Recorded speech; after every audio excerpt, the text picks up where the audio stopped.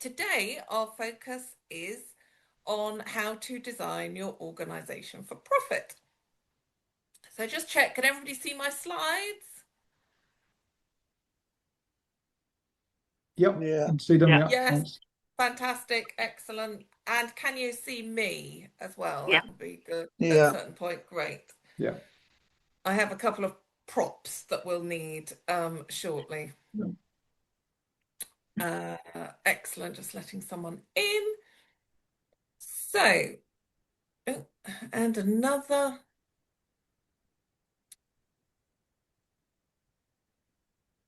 Great. Right. So what we're going to cover today, if my clicker would work, it's not going to. Okay.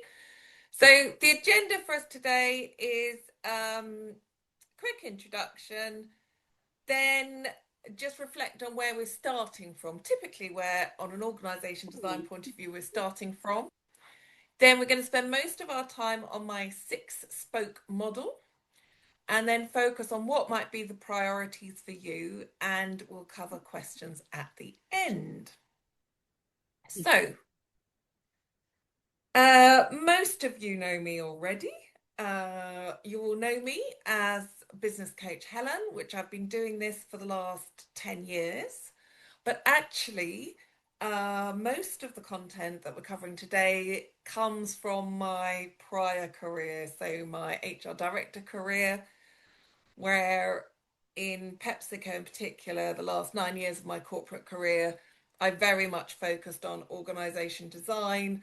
I was pretty much the org design expert for PepsiCo Europe, and trained various HR teams across the region.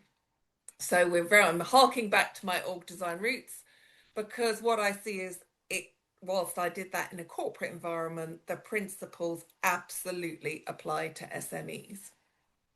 So that's me. What I thought it might be like, for those of you who are at a desk, Irene, please don't do this in the car, is to pop in the chat box your business, what you do if it's not obvious from your business name, and how many are in your team, just so as delegates, if you like, as attendees, you've got a clue when we're hearing questions and stuff where someone's coming from, and how many we're designing in the team. So find the chat box and just pop in what your business is and how many you've got in the team. That would be great. Also lies a moment for some of our people still to arrive.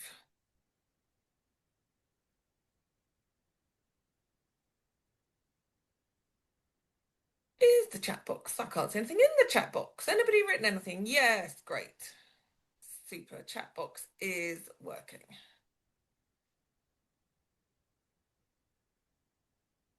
Excellent. So whilst you are doing that, I will click on to the next slide. So as ever, I'm looking for some audience participation. There's no snoozing on my webinars. So who here knows that their salary bill is the biggest cost in their business, is the biggest line on their expenses in their P&L? For a lot of you, I feel this will be the case. So either... It's in my business. Yeah. Say it out, wave your hand, say it's me in the chat. Can you hear me? Sorry? Oh, I just wondered if you could hear me, because I can hear you, Irene. Yes. Okay, it is my biggest cost by a mile. Yes. It will Any be service organization, what, it's going to be your top biggest one or cost. top two for us? Top one for you too, Ruth. Yep. Top one or two. Yep. So it's going to be the top cost for many of you. And yet my next question is, how much time and focus have you given to actually designing the team? It's the biggest cost, but does it get its fair share of your time and focus to make sure that you are sweating that cost, basically? I'm very commercial about teams. I think actually, Dave, you've got a fleet, but sometimes I think fleets get more attention than teams. So They get their annual service, they get ensuring they get looked after. If there's a funny noise, somebody goes to have a look at it, etc. Do we do the same for your team? Question. You don't have to answer that. That's a rhetorical question. So, how did your team get to how it currently is? Well, typically what I see is teams evolve. As a business, as an SME business, you typically start smaller. You might even start as a one-person band. You get busy, even if you started as a small group. You add more people, and you add some more people and more people because you keep getting busier. You're growing. It's a successful business. Then you go, ooh, I've got too many direct reports. I can't do anything. All I'm doing is managing these people. I need a manager. And what I see often is the longest serving person, the person who was first to arrive, ends up being the manager. And that becomes your team structure. It sort of evolves, isn't particularly planned, it isn't designed. You've got a bunch of people who you took on because that's kind of what you needed at the time. They were available, and somebody who knew the business was put to managing them. So I might be being a little bit rude, but some of you might be thinking, yeah, we kind of got to hear that route.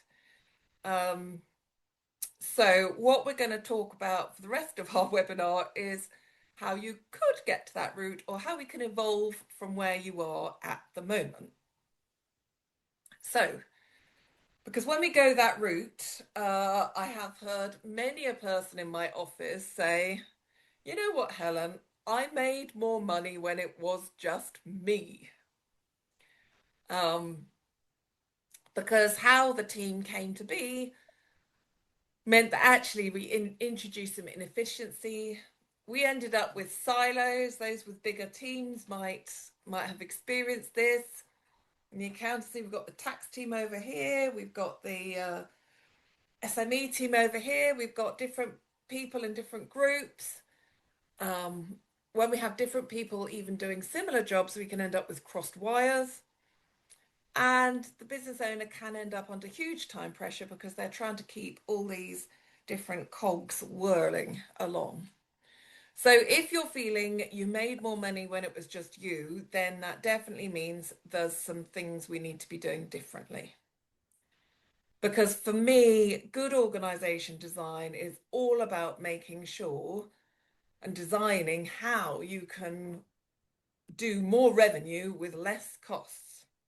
And obviously, when you do that, you end up with profits going up. So we need to work out how to leverage teams so that you are doing more revenue, less cost. So how do we do that?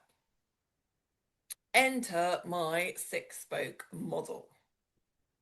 So this all starts with strategy, from which we can work out what processes we need, how we can systemize for those processes, so we haven't got people doing it.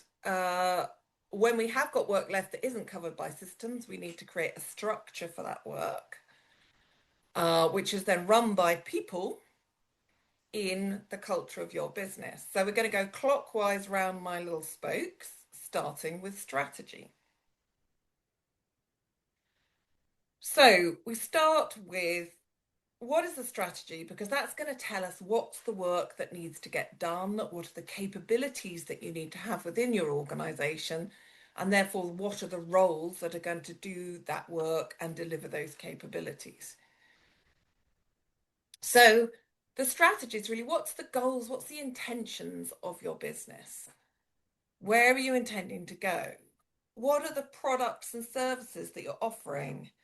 These will be the ones that you're offering now, but also what are the ones you're intending to offer in the future? What's the geographic scope of your organization? What's the intention there?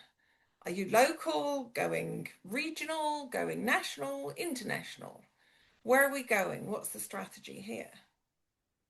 Most importantly, especially for org design, is what is your competitive edge? Why are you different? Why are you better? Why are your customers going to be prepared to pay more for you? Because that's how you get out of price competition. So, do you know what your competitive edge is? And is that again designed into the organization? If it's just what somebody happens to have, if they happen to leave, then you're going to lose that competitive edge. And then finally, what's your route to market? How are you going to attract leads in, and what's the sales route so that your product or service, depending on your business, is available and people are buying it? So creating your strategy is a whole nother webinar. Not going to go into any more detail than that, other than to check that you have a strategy in place. Because doing your org design without knowing what your strategy is a little bit like shooting in the dark. Because the strategy determines what is the work and what are those differentiating capabilities that you need to be covered through the org design. So when we know where we're trying to go through strategy, then you need to define your process.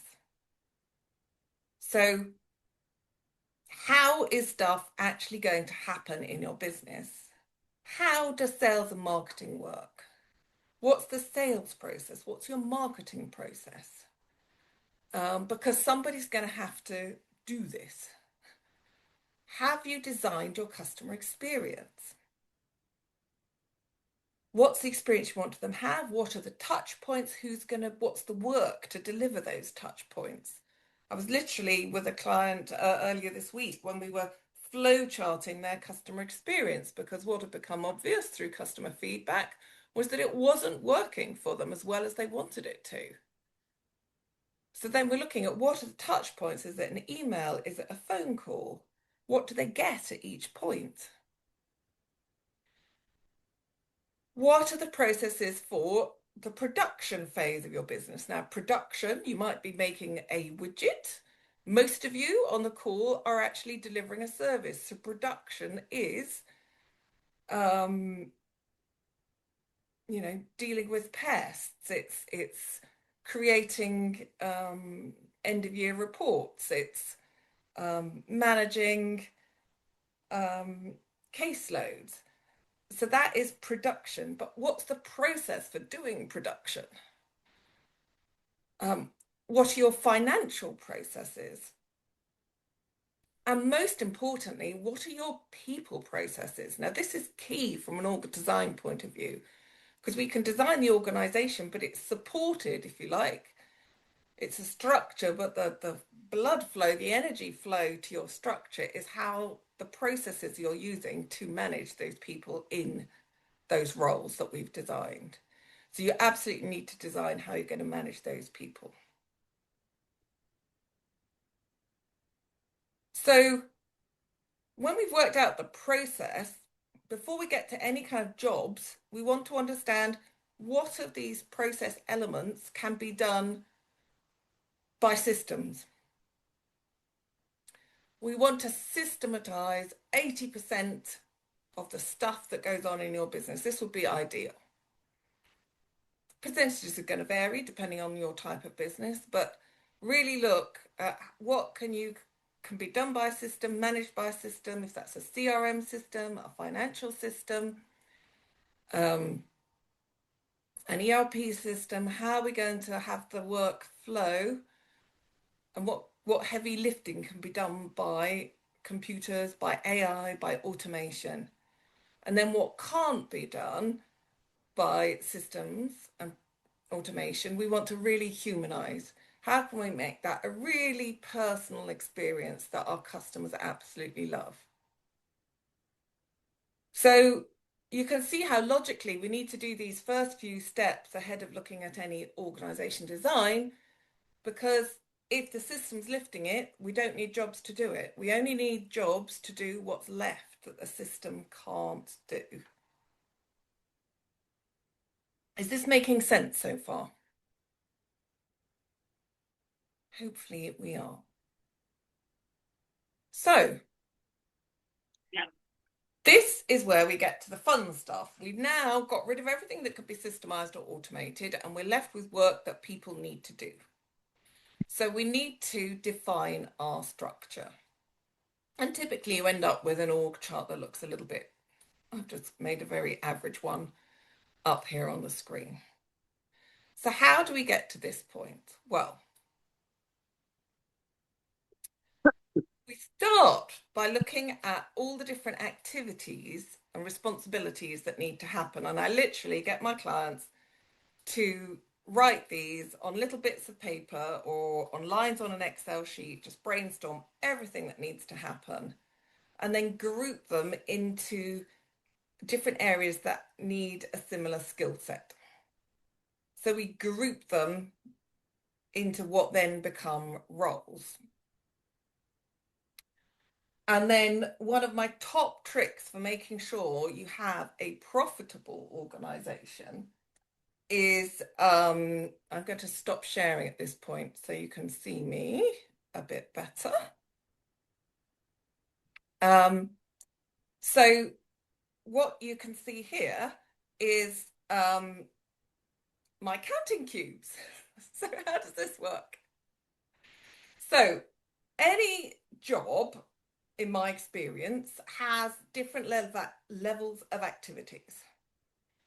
We have, in this case, 3 cubes worth of brown top level activity.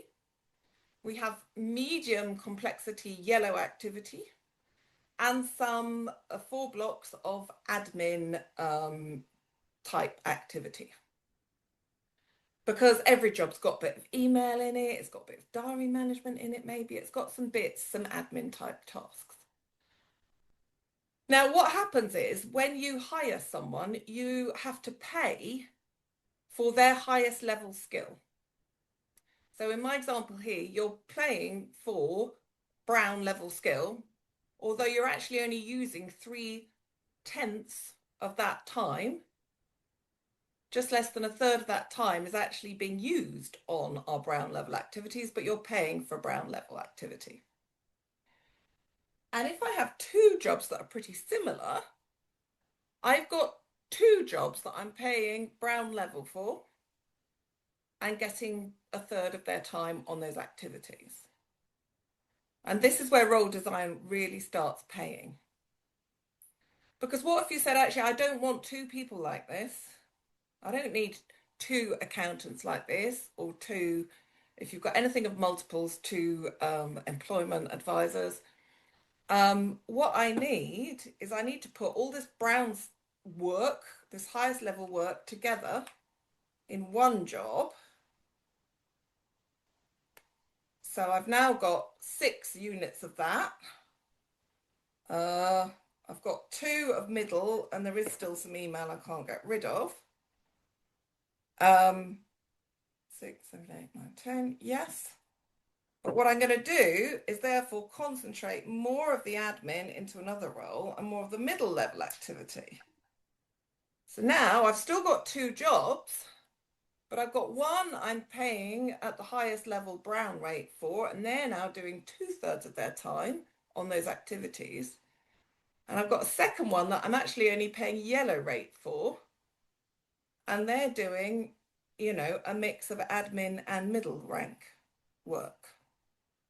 So you can see that now I've got a more specialist role and they're spending more time doing that, and I'm getting a higher return on that investment in brown skill than I was in my original configuration.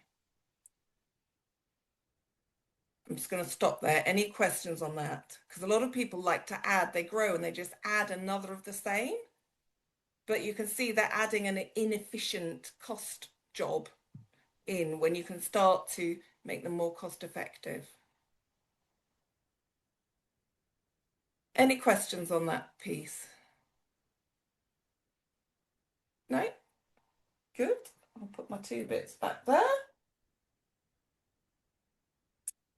Go back to sharing. So we're going to maximize our return on investment per role like that. Next thing to look at is are you really clear on the dice? Now, most of you are going to go, oh, Helen, what's a dice? No, we're not playing a game here. DICE stands for really being clear on the D stands for the decision maker.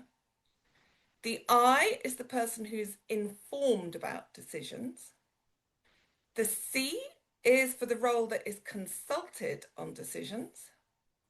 And the E is the role that delivers it, that executes the decision.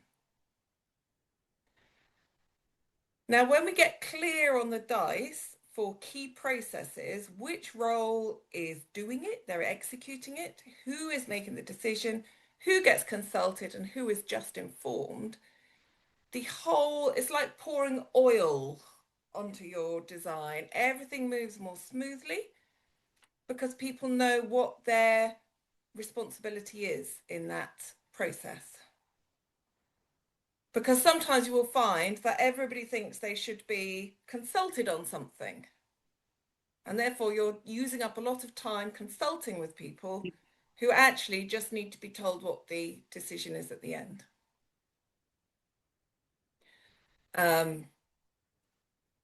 Equally, if we know who is the decider, we know they can make a decision, decisions can be made more quickly, and progress made more quickly. So the job descriptions should contain very clearly what is this role's responsibilities in terms of decisions they make, activities they execute, and where are they consulted versus informed about things. My next point here is being really explicit about reporting lines.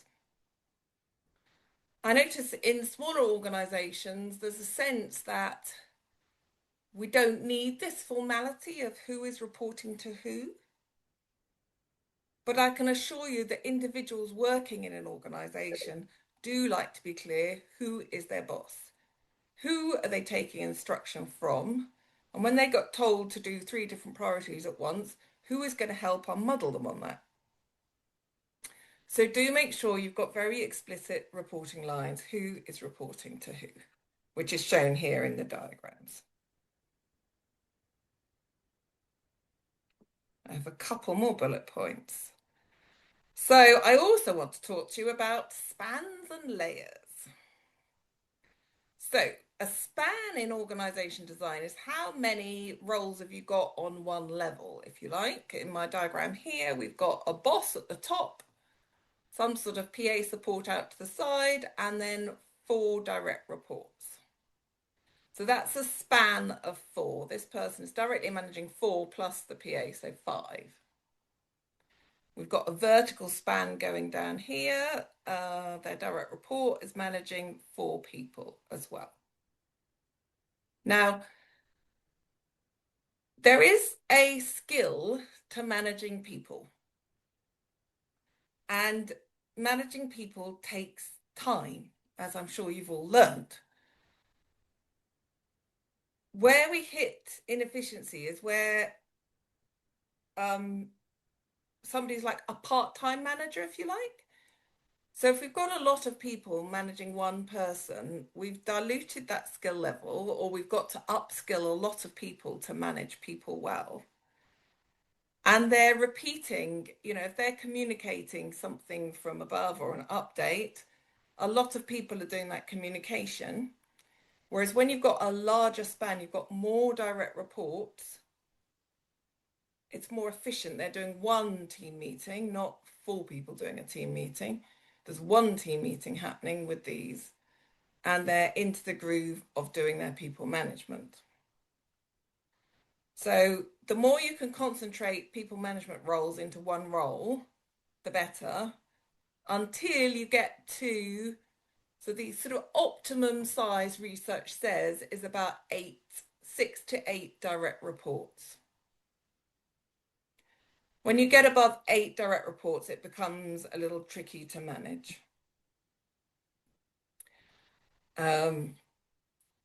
If you are managing 8, that is probably your job. You don't have, and here's another hole that people can fall into, is you've got a full-time job, you have activities, significant activities or customer work you're responsible for, as well as managing a team of 10.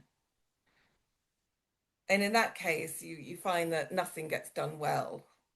Um, at that stage, you really need a dedicated manager doing the managing the people who are doing the customer facing work. So watch out for your spans. How many people is any one person trying to manage? I came across somebody the other day who was feeling incredibly stressed, not surprisingly, because they were managing, I think, a team of 15 or 20, and they were in finance, and they were the sign off uh, of all the work of these people. So they had a huge, and they had their own audits and things to be doing. It was huge. It's just not realistic. Um, Layers is how many layers we're going down. So in this scenario, I've got a boss at the top, a direct report who's then got direct reports. We've got 3 layers going down. The more layers you introduce, the more remote people feel, the more challenging communication is, and the more incohesive the team feels. So we want to limit the number of layers if possible. If we've got people in decent sized teams, we shouldn't need too many layers. Um, One thing that is I often see is to give somebody some development. Uh, we give them a person. Here's one here, a little solo direct report. Um, but it's organizationally quite inefficient. This person's having to learn, you're having to teach one person to do people management for one person. They don't really get to practice it that much. They have a sample size of one, and everything is duplicated for everybody, here as to happening in the other teams. So watch out for your spans and layers. And then the other piece I want to talk to you about is actually designing career routes through your organization. Profitable organizations are often ones that grow your own. I'm a massive fan of growing your own people. If you don't have career development opportunities for your team, they're going to leave in all likelihood. Humans are inherently driven to improve, most anyhow. If there's nowhere for them to grow into, they're going to leave, and then you have that horrible actual cost of replacing them in terms of advertising or agency fees. And you've got the cost of inefficiency whilst a new person gets up to speed. You've got the opportunity cost of sitting there with a vacancy, which you might for a while, of the business that you couldn't take on because you didn't have someone to do it. So people leaving and joining is an expensive gig in terms of cash out. It's also expensive in terms of efficiency of time. So the more we can hold on to people, good people, the better. And that means we need to design routes through. Um, so by that, I mean, if we want to think about how somebody could become a direct report who comes in a more junior role, what are the natural jumps? Where can they get the experience required to be in one of these more senior roles? How can they get that and collect that via different routes in your organization? It also works the other way around for those business owners who are thinking about ultimately, how can I have this business work without me? How can I have a general manager in place rather than you? So you can step back, retire, sell, or whatever you want to do. How are you going to grow a general manager? I'd say most general managers don't land straight into that role. They land somewhere else in the organization to learn the organization, the clients, etc., the sector.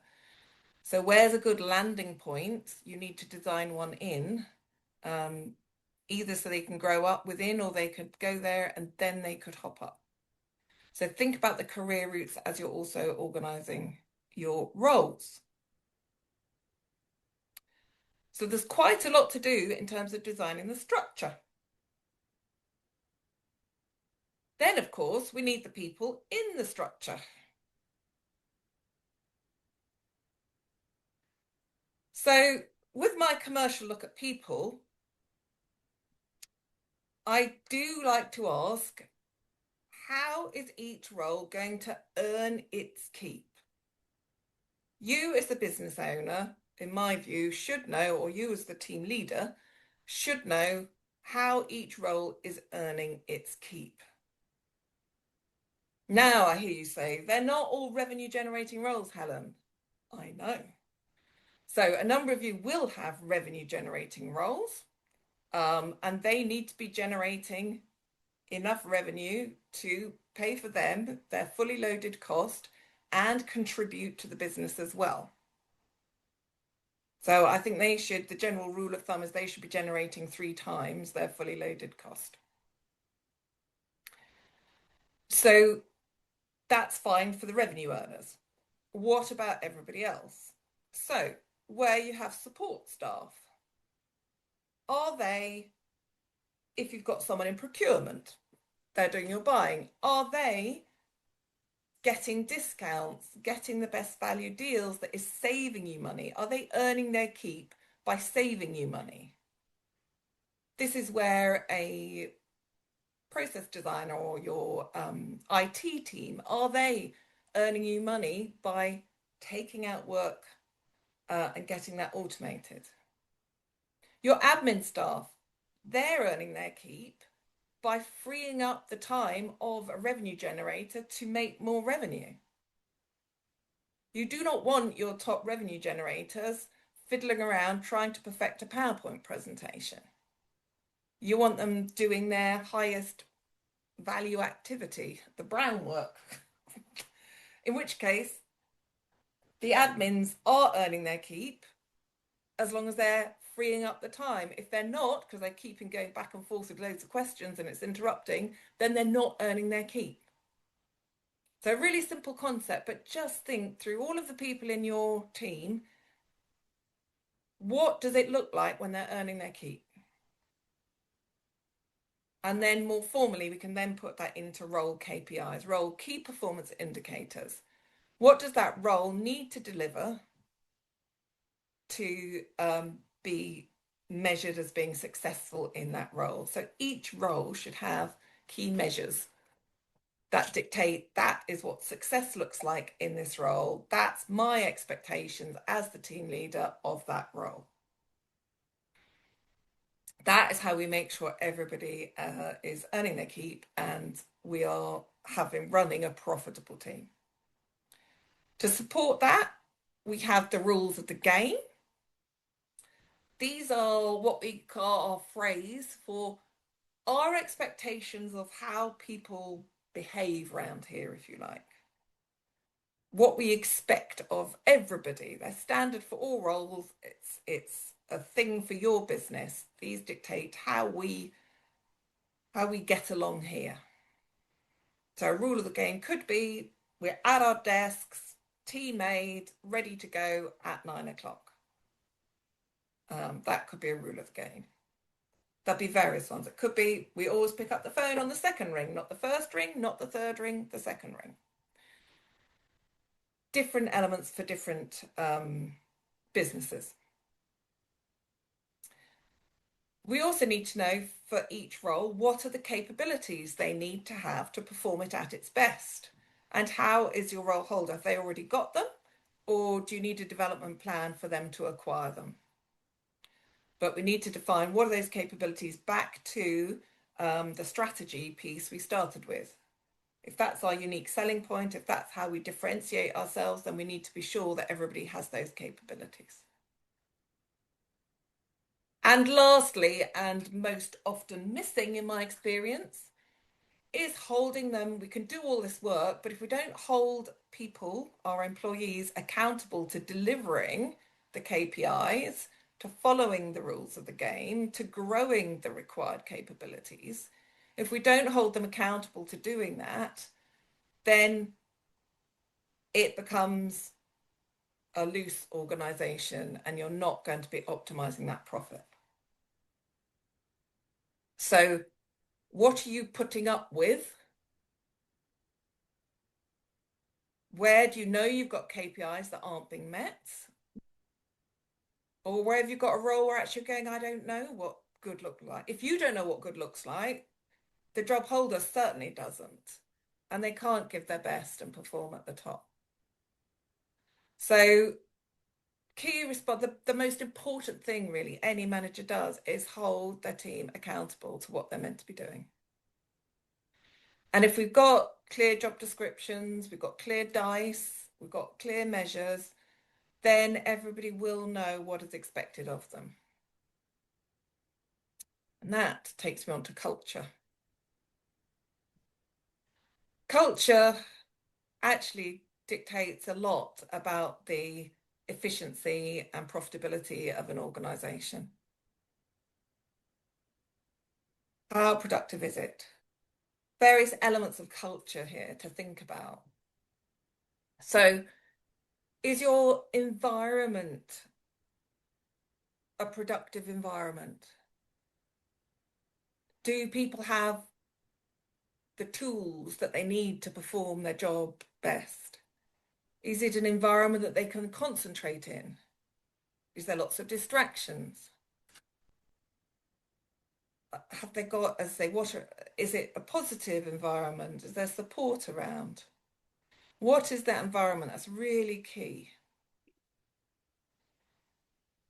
Do you have a set of shared values that everybody knows and lives by? That are the company values. Often they cascade down from the business owner's values. When everybody has a set of shared values, again, it's back to that oiling the wheels of smooth and efficient working. What incentives have we got in place? Are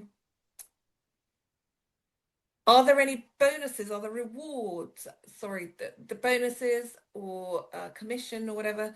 And if you have got them, are you really conscious about what behavior that is driving?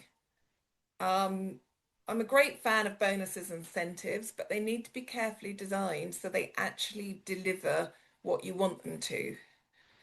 Um, if you make them too individual, people end up competing with each other and it loses all the teamwork. So are you incentivizing team-based behaviors or individual behaviors? Are you genuinely rewarding for performance? A number of people, they have 3 good years, there's 3 bonuses, and then I've had this discussion already with someone this year. Um, they've had a challenging year. Golly, many businesses have had a challenging year this year. And they're going, we always give a bonus at Christmas. Well, is that bonus meant to represent success of the business? If it is, and you've had a poor year, you just don't have the money to give a bonus at Christmas. But actually, you're sending a very strange signal. Um,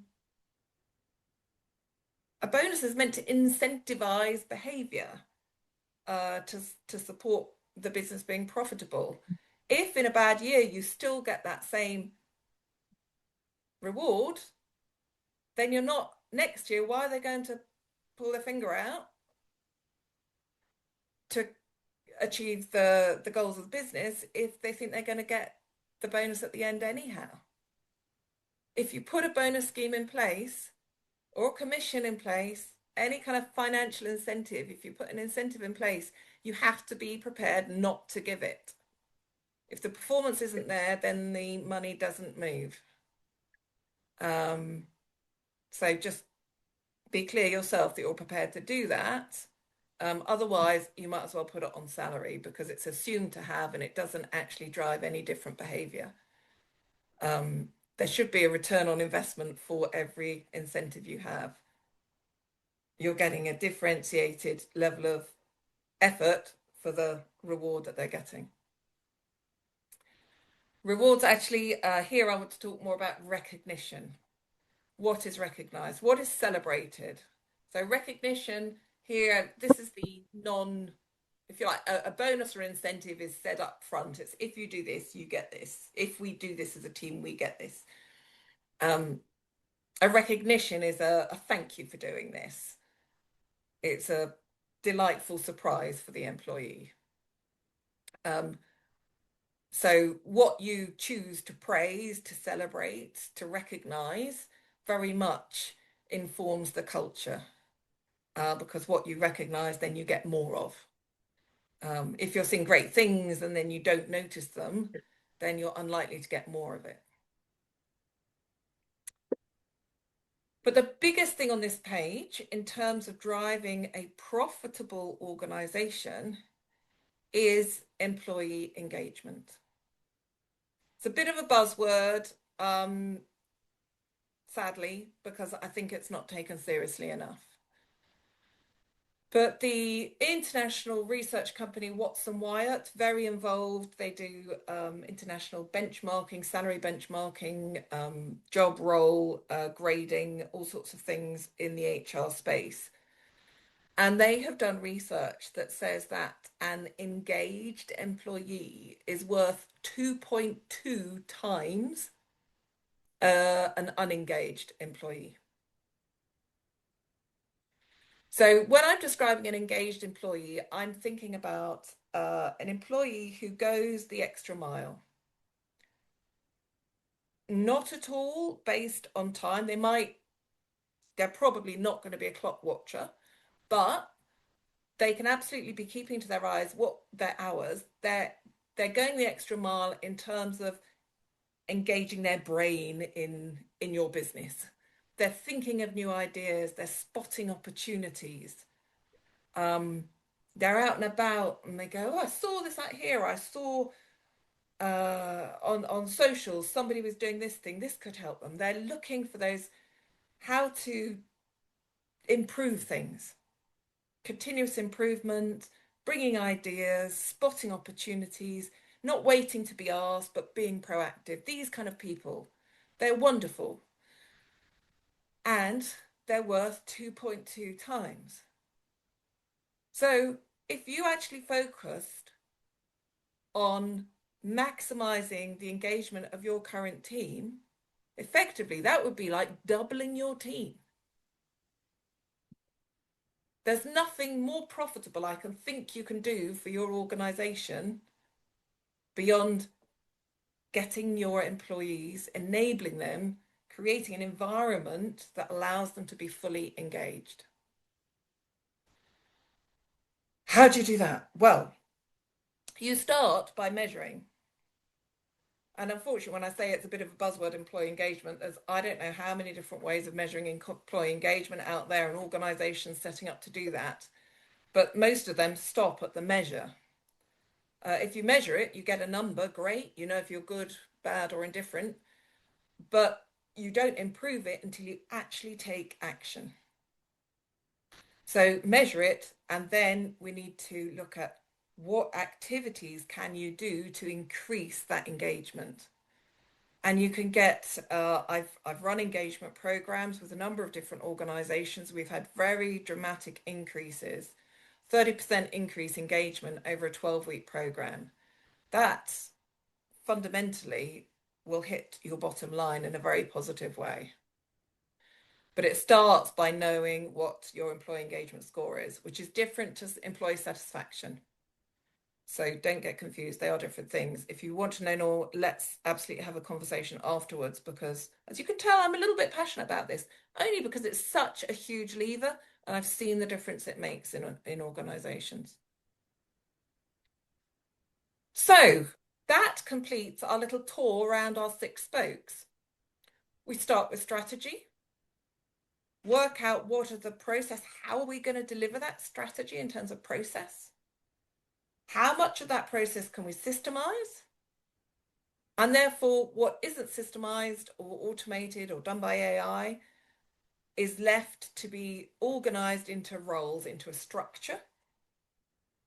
We're going to make sure every structure, every role is going to earn its keep.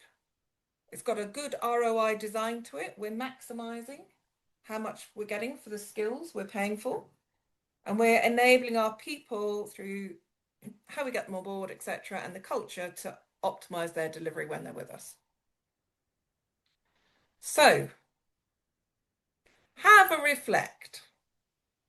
Which spokes in your organization need the most attention, would you say? Where have you got an opportunity? Pop it in the chat box, those who aren't driving, um, or shout out. Um, where could you improve? Is it actually defining the processes to see if you can automate some more? Getting sharper on your structure, make sure you're getting your bang for your buck when you're spending money on expensive skills. Is it increasing your employee engagement and really working on the culture of your organization? Let's see what we're getting in the chat.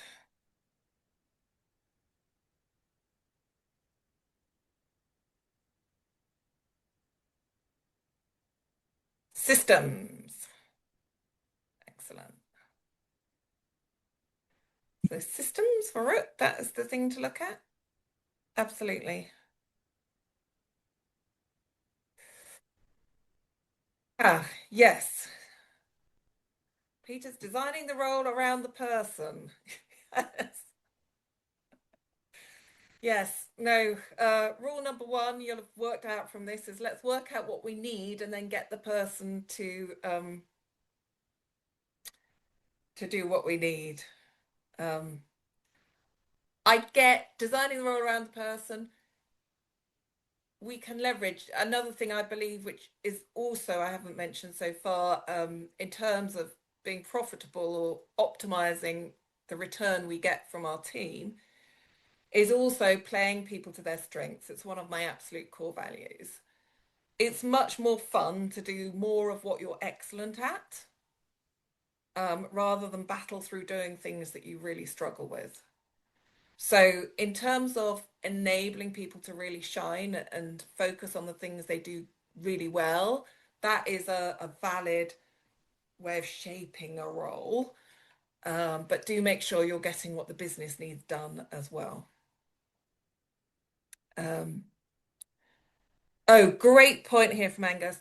Designing those progression routes, thank you, and making them transparent is so important. In fact, everything we've talked around here is making sure this is communicated to the team. It has never ceased to surprise me, um, working in huge corporates and SMEs, how difficult people in the organization find it to see how there is a route through to them. There is a career path there, but they need to be shown it. They need to be walked through. You can go from this, then if you wanted, you could do this one or this one, and that would lean you more towards this one next. And literally, that's the beauty of having an org chart, is you can walk them through hypothetical routes. Now, you're not promising any of this, but you're saying actually these skills allow you and prepare you for this role and this role. So putting them into the structure, number one job, but absolutely communicating that they're there. The same goes on the rewards as well. I've had people leave in a corporate organization, and in the exit interview, they honestly were going to somewhere where they were leaving because they thought they were getting a better deal and more progression and more salary opportunity and bonus opportunity. There was actually more in our organization than when they were leaving. But because they didn't know it, they couldn't make a decision based on that. Our fault, didn't communicate all the benefits of the higher levels so that everybody knew them. So yeah, communication is key in this as well. So now I'm going to stretch your thinking here. How much more money could you make? Could you expect to make if you fixed a couple of those things you've thought about? If you worked on those systems? If you had clearer progression and therefore moved people through into higher earning capacity more quickly, or kept them so we didn't have to refill and have that opportunity cost and gap? What value can you create for your organization? How much more profit could you increase that by? I love trying to put money on people because then you start giving them the attention that they need. Sorry, Helen, I missed the start. What did you say? What was the question? How much more profit could you make, or could you expect to make if you worked on the spoke that you highlighted, in your case, wrote systems? Yeah. So how many hours would be freed up of people on what hourly rate? Because It's when a you very, start to think about it like this, yeah. suddenly it comes up the priority list. No, and because we have hourly rates for our chargeable employees, it's pretty easy to see how much Yes, you can save. yes, absolutely. In any service business, when you drive efficiency and you get those hourly, the people who are doing billable work, doing more billable work and less unbillable, or they can get through that more quickly, it can have a very direct hit on the bottom line. So things that seem like a nice to do actually become far more important. So worth Yeah. spending a moment just thinking about how much more profit, what are you leaving on the table through inefficiency in your organization structure?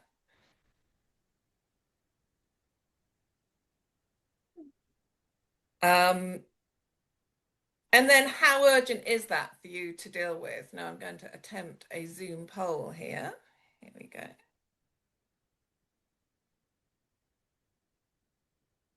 Can you see a poll? Oh, relaunch poll. Maybe I need to do this. There we go. Hopefully I've got a poll up.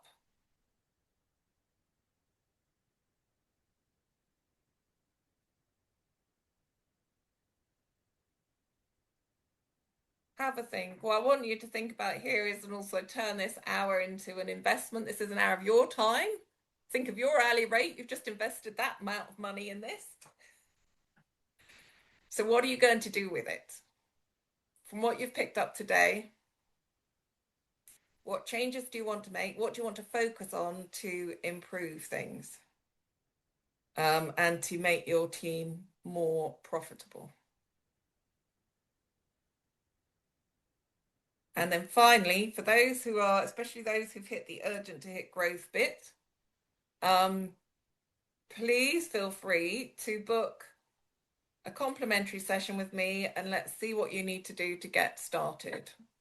So either click on the Calendly link, it'll take you through to my calendar. You can right now book a slot that works for your diary, or email Bronwyn and she will work some magic and get us together. So I'm very keen that you take benefit. If you're listening on this on record, equally, you might the link might not work, but you can certainly email Bronwyn to get going on, because I think salaries keep going up.